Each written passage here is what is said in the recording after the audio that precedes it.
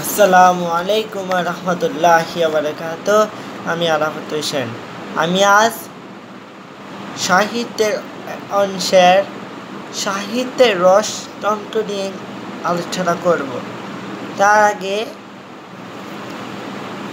বিখ্যাত লেখক বরেণ্য সত্যেন্দ্রনাথ দত্ত তার সংক্ষিপ্ত জীবনী জানব। সত্যেন্দ্রনাথ দত্ত 1882 সালের 21 ফেব্রুয়ারি কলকাতার কাছাকাছি নিমতা গ্রামে জন্মগ্রহণ করেন।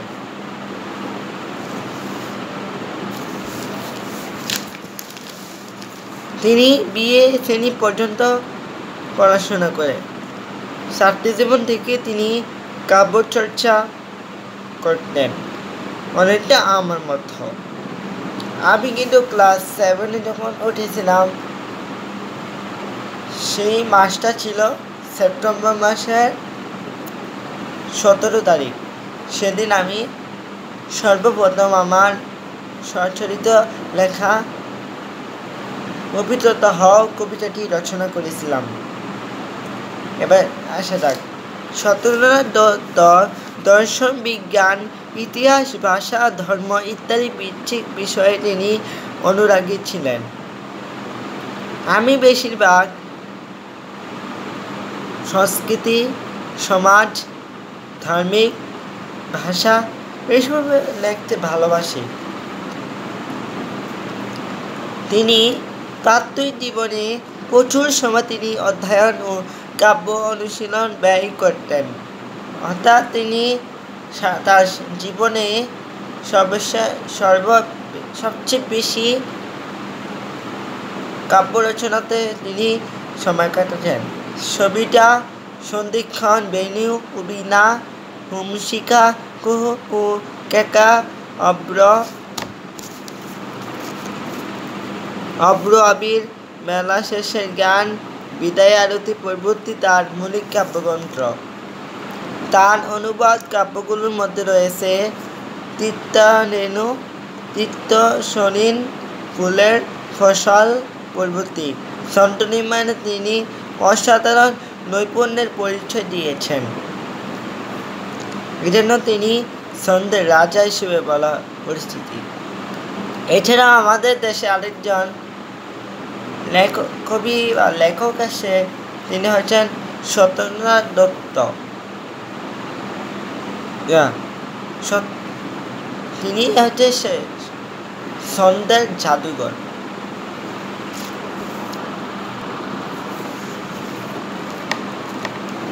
সেই জন্য তিনি ছন্দের রাজা বা ছন্দের জাদুঘর হিসেবে পরিচিত হয়। 1922 সালে 25শে জুন তিনি মাত্র 41 বছর বয়সে পরলোক গমন করেন। এটি 2019 সনের রোজ বুধবার 10 নভেম্বর যুগান্তর পত্রিকায় প্রকাশিত হয়েছিল। অনেক আগের পত্রিকা, যেটা আমার কাছে রয়েছে। এবার আসা যাক সাহিত্য রসতন্ত্র সম্পর্কে আলোচনা করা যাক। সংস্কৃত অলঙ্কারিত বলেন কাব্য, রসতত্ত্ব কাব্য। এই রস বস্তুটি কি ইহা লইয়া তাহার সংস্কৃতি সূক্ষ্ম আলোচনা করিয়াছেন।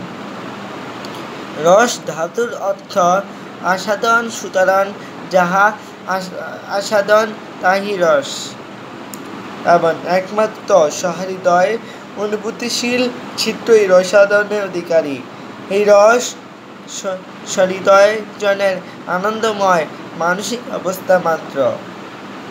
যার মানসিক অবস্থা ভালো, তিনি এই রস অনুভব করতে পারেন। কাব্যপাঠ সহৃদয় লোকের মনে কাব্যের অনুরূপ ভাব সঞ্চারিত করিয়া তাহাকে এমন এক নৈর্ব্যক্তিক ও আদর্শের জগতে লইয়া যায় যে তিনি তখন তথাগত হইয়া পড়েন। অর্থাৎ সাহিত্যের রস তিনি অনুভব করতে পারেন। তিনি এই জগতের সাথে মিশে থাকলেও তিনি এই জগতে নেই, সে তার চিন্তার জগতে ধ্যানমগ্ন অবস্থায় থাকে। ফলে কাব্যের ভাবনাবতীর সহিত তার একাত্মতা সৃষ্টি হয়, অথবা নাটক উপন্যাসে নায়ক নায়িকার মধ্যে তাহার আত্মা বিভক্তি সংসাধিত হয়। অর্থাৎ যিনি যখন চিন্তা ভাবনা করেন, ধরেন তিনি একজন কাব্য রচনাকারী বা তিনি নতুন উপন্যাস নিয়ে ভাবছেন, এখন একটা শিরোনাম তৈরি করলেন, তারপর একটা নায়ক নায়িকা তৈরি করলেন, সেই নায়ক নায়িকার মধ্যে তিনি তার আত্মাকে ভুলিয়ে দিয়েছেন, সে নায়ক আর তার নায়িকা এর মাধ্যমে তিনি সেই রস বা সাহিত্যের রস অনুভব করতে পারেন। এই আত্মাবিলুপ্তির মধ্য দিয়েই তিনি তখন ভাব জগতের তরীয় লোকে উপনীত হইয়া অলিখিত আনন্দ অনুভব করেন। এই দিব্য অনুভূতি সংযত নির্মাণ আনন্দময় মানসিক অবস্থায় রস। এই রস কাব্য নহে, স্বয়েশ কর্মব্যঙ্গ অর্থাৎ ব্যঙ্গরচনার ধারা রসবোধ হইয়া থাকে। সত্য কথা বলিতে বলিতে কি রস এবং রস প্রকৃতি এই দুটি বস্তু ভিন্নরূপে চিন্তা করা যায় না, কারণ যাহার রসানুভূতি বা রসপ্রতি হয় নাই, তিনি রস কাহাকে বলে বুঝতে পারিবেন না। অর্থাৎ এখানে বলছেন লেখক, যিনি নিজেই রস সাহিত্যের আনন্দ রস বেদনা সম্পর্কে জানেনি, সে অন্যকে কি জানাবে, সে কিছুই জানে নাই। আনন্দ বর্ধনের মতে রসোদ্রেকই কবির একমাত্র উদ্দেশ্য। আখ্যান বস্তু ও অলঙ্কার তাহার মধ্যে মুখ্য নহে। বস্তু বা অলঙ্কারের মধ্যে সাহিত্য রসের মধ্যে কোনো পার্থক্য নাই, এটাই মুখ্য নয়। এই রস পরিত্যক্ত বিশেষ, অর্থাৎ বস্তু বিশেষ নিরপেক্ষ অলৌকিক আনন্দ সাধনে পরিণত হয়। এই যে বস্তু বা ব্যক্তি বিশেষ নিরপেক্ষ সাধারণ ভাববস্তুতে পরিণত হওয়া, ইহাকে বলে সাধারণীকৃত হওয়া। রস ব্যঞ্জিত পদ নির্মাণী কবি কর্ম। সংস্কৃত অলঙ্কারিত ভরত রসকে সাহিত্যের বীজ ও ফল বলিয়া অভিহিত করিয়াছেন। যেমন ছন্দে রয়েছে যথা বীজাৎ ভবেৎ বৃক্ষ বিখ্যাত পুষ্প ফল তথা মূলত রসা সর্বেত দেব বাবা ব্যবস্থিতা। রসার্যগণ বলেন যে রসানন্দ বক্ষসদস্য, অর্থাৎ কাব্যপাঠে পাঠক এমন এক বিষয় অন্তর নিরপেক্ষ রসলোকে উত্তীর্ণ হন, যেখানে তিনি তন্ত্রায়ত্ত প্রাপ্ত হন। রসই সকলের প্রয়োজন, মূলীভূত এই কথা সকলে স্বীকার করিবেন, কিন্তু রসতন্ত্র কাব্যবিচারে একান্ত করিয়া তুলিতে ইহা নির্বিশেষে তত্ত্ববিচারে পরিণত হয়। কাব্য সৃষ্টি যে বিশিষ্ট কবি মানুষের কলাকীর্তি কাব্য যে product of the poet's mind কথাটি রসতন্ত্র স্বীকার করে নাই।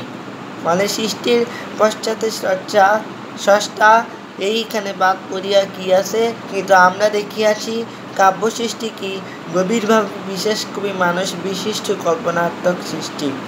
মানে এখানে এটা বলছেন, যিনি সাহিত্যিক যখন ভাবে তিনি স্রষ্টাকে ভুলে যান। এরকম অমানবিক কবি বা সাহিত্যিক আমার দরকার নেই। আমি চাই সাহিত্যের মাঝে সৃষ্টির স্রষ্টাকে উপস্থিত থাকে, কারণ আমার এই স্রষ্টা এই সুন্দর পৃথিবীকে সুন্দরভাবে সাজিয়ে তুলেছেন। এই সৃষ্টির স্রষ্টার কারণেই তো আমি আমার মানসিক অবস্থানকে এতটা উন্নত করতে পারছি।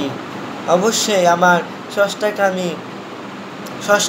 আমি ধন্য, যিনি আমাকে এর করে কল্পনাত্মক বিশিষ্ট কবি মানুষ দান করিয়াছে। এরপর সংস্কৃত অলঙ্কারিত আরও বলেন যে কাব্যরস হইতে ধর্ম, অর্থ, কাম, মুষ্ক চতুর্থ বর্গ ফলপ্রাপ্তি হয়। কাব্য কবি যশ, সম্পদ ও অর্থ আনয়ন করে এবং কাব্যের মধ্যে যে দেব অর্চনা থাকে তাহাকে কবি ধর্মলাভ হয় এবং ধর্মের শেষ ফল মুখ্য। কিন্তু আধুনিক জগতে কাব্য বা কবিতার প্রতি মানুষ ততখানি আস্থাবান নহে। বর্তমান সর্বদা কুবের পূজারী। আধুনিক জীবন নিয়ে তারা ব্যস্ত রয়েছে। তারা সাহিত্যের কথা ভুলে গেছে, তারা বইকে ভুলে গেছে। বইকেও কিনলে দেউলিয়া হয়ে যায় না। যার করা সহজ মাধ্যম হলো বই পড়া। তাই তোমরা পাঠাগার প্রতিষ্ঠা করো। বিশেষত কাব্য পাঠে মানুষ কেবল সংসারের ধূলিজাল হইতে কল্পলোকের সৌন্দর্য জগতে আশ্রয় গ্রহণ করে না, পরন্তু ইহার সাহায্যে মানুষ জীবনের গভীরতম রহস্যটিও পরিচয় লাভের সুযোগ প্রাপ্ত হয়। কাব্যের জগৎবস্তু জগৎ না হইলেও ইহা অধিকতর সত্য জগৎ, এবং কাব্যজগতে প্রয়াণ অর্থ বাস্তব জগৎ হইতে বিচ্ছেদ নয়, বাস্তবের সহিত নিগূঢ় সংযোগ সাধন। কাব্যপাঠে অনেকে চিত্ত নির্মিত হইয়া থাকে, অনেক অল্পবৃত্তি সাধুলোক ইহা হইতে শক্তি বা জ্ঞান লাভ করিতে পারেন। কিন্তু কাব্য বিচারে এই সকল তথ্য সম্পূর্ণ অপ্রাসঙ্গিক। সরসরিত আসন বস্তুপিণ্ডের উপর নহে, গদ্যের স্নিগ্ধ সৌন্দর্য তাহার অধিষ্ঠান। রস ৯ প্রকার: শঙ্কা, ভীরু, রুদ্র, বিভৎস, হাস্য, অদ্ভুত, করুণ, ভয়ানক ও শান্ত।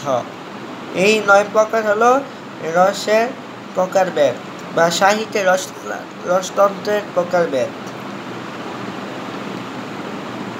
নিকট রসতন্ত্র শুধু কাব্যমৃত আস্বাদনের অবলম্বন নয়, ইহা সৃষ্টির কর্তা লাভ করিবার শ্রেষ্ঠ পথ। তাই তাহারা সৃষ্টির ঐচিত্যমূর্তি অবসারিত করিয়া মধুর মূর্তিকে গ্রহণ করিয়াছেন। তাহাদের মতে রস ৫ প্রকার: শান্তরস, দাস্যরস, সখ্যরস, বাৎসল্যরস ও মধুর রস। এই ৫ প্রকার হল রসের প্রকারভেদ।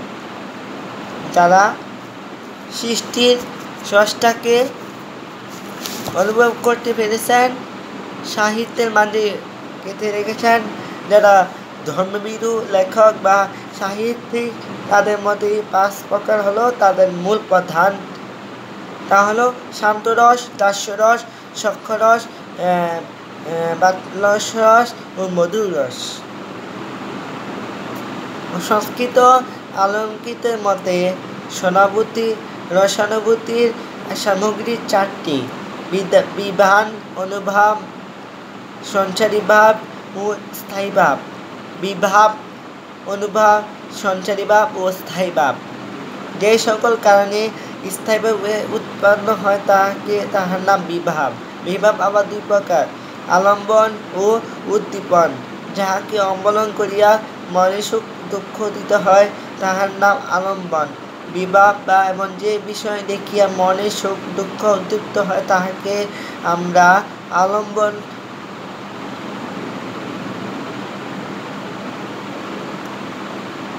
বা উদ্দীপন বলে থাকি।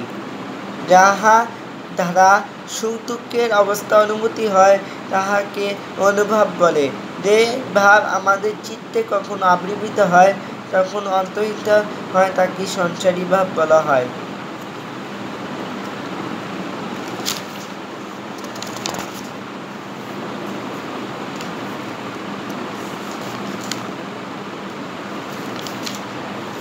সুখ, বিস্ময়, ক্রোধ, ভয়, অনুরাগ, হাস, জঙ্গল সংসার ও শম আমাদের চিত্তে দৃঢ়ভাবে স্থায়ী লাভ করে, তখন ইহাকে স্থায়ী ভাব বলা হয়। সংস্কৃত অলঙ্কৃতিকতার মত অনুযায়ী আমরা কয়টি উদাহরণের সাহায্যে রস নির্ণয় দেখিয়াছি। যেমন রবীন্দ্রনাথের সুবিখ্যাত প্রশ্ন কবিতাটি এই ভগবান তুমি যোগে যোগে দিত পাঠাইছে বারে বারে দয়াহীন সংসারে। তারা বলে গেল ক্ষমা করব সবে, বলে গেল ভালোবাস অন্তর হতে বিদেশ বিষ্ণাস। বরণী তারা স্মরণীয় তারা তবু বাহির দাসে